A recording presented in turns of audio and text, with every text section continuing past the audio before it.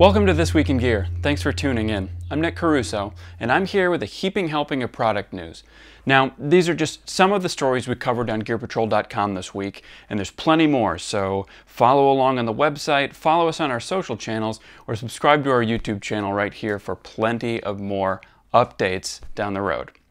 And if you want any more information about anything we cover in this week's episode, just check the description below. I'll pop a bunch of links down there to our online coverage so you can follow along at your leisure. And with that, let's get started. First headline: this rare Mercedes-Benz is as extreme as street-legal off-roaders get. The Unimog is the true ultimate off-roading truck from Mercedes-Benz, and one just popped up for sale on Apex One. Even better news, you don't need a commercial vehicle license to operate it. This Unimog is a 2004 Mercedes-Benz U500, which is one of fewer than 200 that Mercedes sold in the US during a limited sales run in the 2000s. It's powered by a 6.4-liter turbo diesel that puts out 700 pound-feet of torque and uses an 8-speed sequential manual transmission. It's very lightly used with only 19,000 miles on the odometer. All U500s came with hardcore off-roading features like an extremely high ground clearance, permanent all-wheel drive, and central tire inflation systems, as well as modern touches like integrated LED lighting. The exterior is pure luxury Mercedes, packing a Designo Platinum metallic paint job with a matte finish.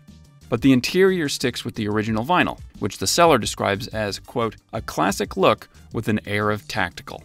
And the seller is offering the 16-year-old U500 for $369,000, which is more than twice the starting price of an AMG G63.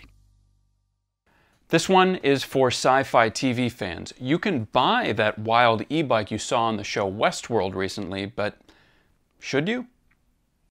If you've been watching the latest season of HBO's series Westworld, you may have spotted an e-bike ridden by Aaron Paul's character. Now, unlike many of the products seen on the silver screen, this one is real and you can buy it. The bike is a Trifecta RDR, which, as far as we can tell, has been in development for around 7 years. Trifecta claims the RDR packs a 1.48 kilowatt-hour battery that delivers a battery-assisted range of roughly 125 miles, plus an electric motor that whips up a whopping, well, at least for an e-bike, 89 pound-feet of torque, plus hydraulic calipers connected to floating disc brakes, and an optional integrated ABS system.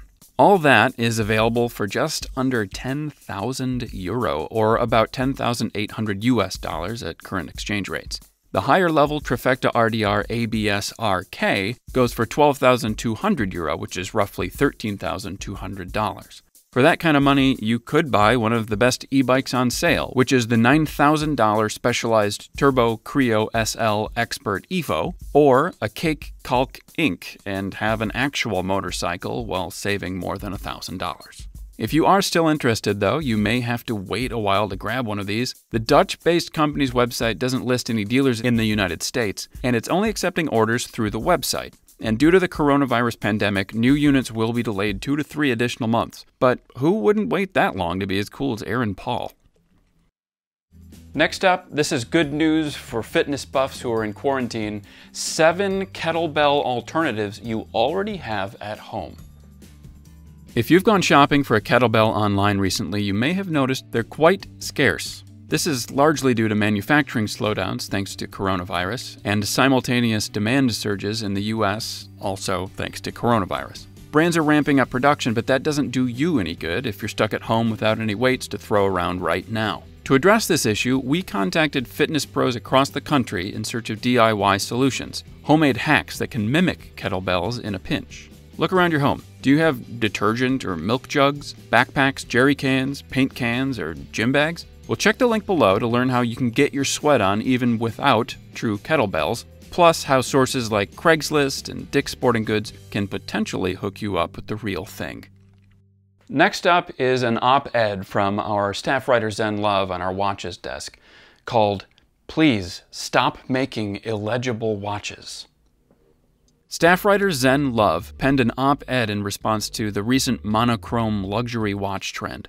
Zen says, quote, "For those who invest in a watch for years of use and enjoyment, legibility will significantly affect your experience, and it should be at the top of your list of criteria for evaluating a good watch. He goes on to explain what exactly makes a watch legible and why it's so important to own a watch you can actually read. The reasons may seem obvious, but he argues that if you do own a blacked-out watch, for example, frustration builds and satisfaction decreases over time.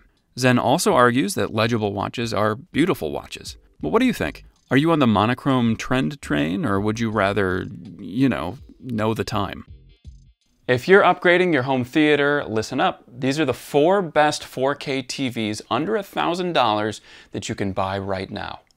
The first 4K TVs back in 2012 were 84 inches on the diagonal and exceeded $20,000. Now, 4K TVs have 4 times as many pixels as standard HD TVs and can produce a much clearer and more beautiful picture, but for years, people basically had to choose between buying a top-notch TV and sending their kid to college. Thankfully, now every major TV manufacturer makes at least one 4K TV, and in myriad sizes and price points. The very best 4K TVs have OLED displays, which produce darker blacks and more vivid colors than any LED TV display. OLED TVs are still expensive though. You won't find a 4K OLED TV under $1,000. But for more accessible price points, TCL, Vizio, and Samsung are the main brands to shop. They make a variety of 4K TVs, and pretty much all of them support the newest HDR technologies and have smart streaming features. And as far as picture quality, they'll deliver a night and day difference to any HD display. Staff writer Tucker Bowe chose 3 4K TVs that slot between $450 and $750, including the TCL 6 Series and 5 Series, and the Vizio M Series Quantum. Also on his list of recommendation is Samsung's Q60T QLED, which is more expensive at up to $950. In his buying guide, Tucker also runs through all the 4K TV knowledge to know before you shop, so check the link below for the guide. If you've been rearranging your closet lately like I have, you should know that there is, in fact, a best way to fold your shirts. This is it. This week, writer Gerald Ortiz offered some seriously useful advice: how to properly fold a shirt to keep closets and drawers neat, orderly, and easy on the eye. Gerald's method is similar to Marie Kondo's widely used technique, but he utilizes a folding board for extra precision. The 7 steps to perfection are laid out in Gerald's post, linked below, and don't worry, there's barely any math involved. If you can spot a 45-degree angle, you're all set. The next story is all about what everyday athletes need to know about supplements.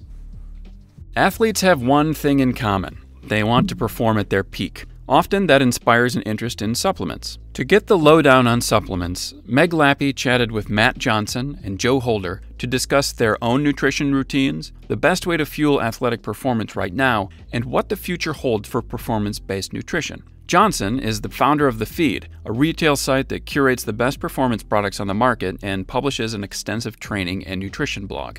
Joe Holder holds many titles: Nike Master Trainer, Creative Director of Wellness for Smartwater, and founder of Ocho System, a company he created to treat athletes holistically through a range of modalities. You can read the very insightful Q&A in its entirety after the link below.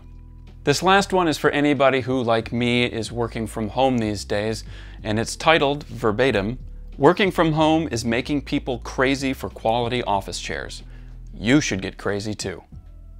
With the millions-strong tide of new work-from-home warriors these days has come a learning curve: how to sit properly. Google searches for desk chair, office chair, and other permutations of the chair you sit in while working have gone through the roof since working-from-home mania has taken hold.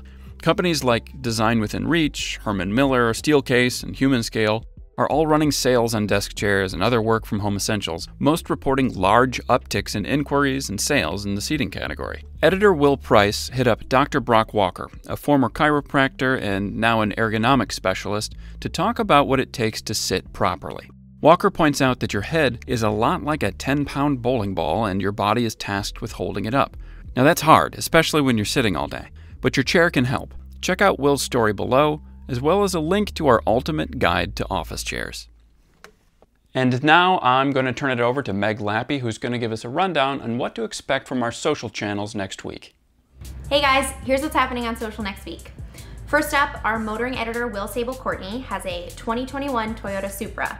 He will be answering all questions that you guys have, so shoot those over and then he'll answer them on Monday.